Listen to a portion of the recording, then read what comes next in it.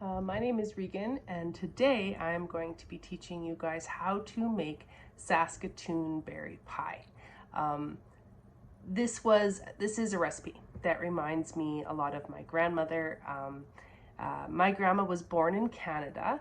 However, she was born a year after the family immigrated from Scotland. There were no Saskatoon berries in Scotland, so this would be best described probably as a settler Canadian recipe. Grandma and I used to pick berries every summer, and Saskatoon berries were probably my favorite berry to pick as they didn't result in pricklies in my fingers. And also, the day we picked Saskatoon berries, I knew that there were delicious things in my future. So this is not my grandmother's exact recipe. The reason for that is my grandmother kept most of her recipes in her head and took them with her when she passed. I have been searching for over 20 years for a recipe that was similar to hers, and I stumbled upon one. The key here is there is no lemon in this pie. Most Saskatoon berry pies include lemon, and I can promise you that there were no lemons in rural Saskatchewan in the 1930s and 40s. So grandma's pie never had lemon in it. So come with me, I'm gonna make a pie. One of the most important ingredients in a Saskatoon berry pie would be the actual Saskatoons. I enjoy, still to this day, going out and picking Saskatoons. It was a thing I did so much in my childhood that has become part of my culture.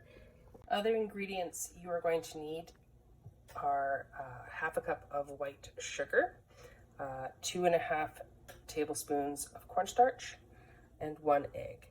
You can have a little bit extra sugar at the end for the crust if you like. I like to do it because it just looks pretty.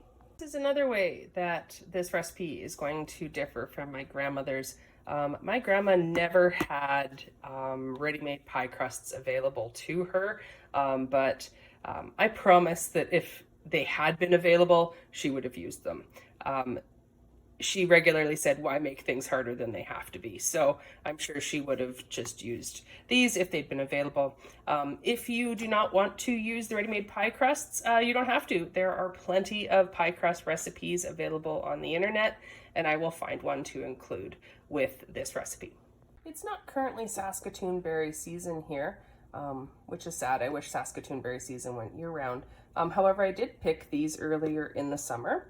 I froze them on a baking pan until they were individually frozen and then threw them all into a Ziploc bag, and I am able to use them throughout the season whenever I'm feeling sad or I just want a Saskatoon berry pie. So you don't have to be sad to eat a Saskatoon berry pie. They just always make me feel better. So the first thing we're going to do to our Saskatoons is we are going to add the half a cup of sugar and the cornstarch. We're then going to toss these. Here I am tossing the berries. If your berries are coated, you can just set them off to the side, and we're going to start working on our crusts. The key to unrolling these ready-made pie crusts is to let them be at room temperature, and they are quite easy to unroll. The next step is to take your pie crust and put it into your pie plate, and then gently push around the edges, ensuring that it sits in there properly. Push your edges back to create your pie base.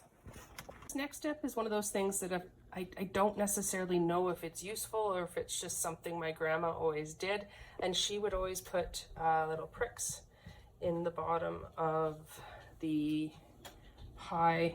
She said that it helped the base of the pie cook quicker without drying out the insides. We're now just going to dump our Saskatoon berries into our pie bum. Okay, so the next step is extra for me. You can just put this as is on the top of the pie, but I'm kind of an extra person, and I think if I'm going to be making a pie, I might as well make it look extra pretty. So I like to do a weave top on my pies. And to do that, you just cut the top of your pie dough into strips that are approximately equal in size, but I don't measure because I'm also not a person who measures things. Next up is the egg wash. Applying an egg wash creates a really nice golden color on the top of your pie. And this is just a single egg that I'm beating. We're now just going to use a pastry brush or, just a regular paintbrush that is brand new and not been used to brush the egg wash on top of our dough. Now, while all this has been happening, if you are organized, not like me, but if you're organized, you've had your oven preheating to 425 degrees, because this is going to cook for the first 15 minutes on the lowest rung in your oven at 425 degrees, after which we will lower the temperature to 350 and it'll cook for another 50 to 55 minutes. You're going to want to keep an eye on it though, because at some point your crust is going to start to darken, and you're going to want to put some tin foil on top of that. So with the egg wash on, I'm now going to give it a little dusting of sugar. So here we are, we're going to stick the pie into the oven at 425 for 15 minutes. And here it is. Here's our pie. In true family tradition, I lost track of time and my crusts got a little darker than I would have wished, especially around the edges. So I put the tin foil on after the 15-minute cooking time had elapsed. I would recommend maybe putting it on at about that 10-minute zone. But here it is. It's delicious. Enjoy.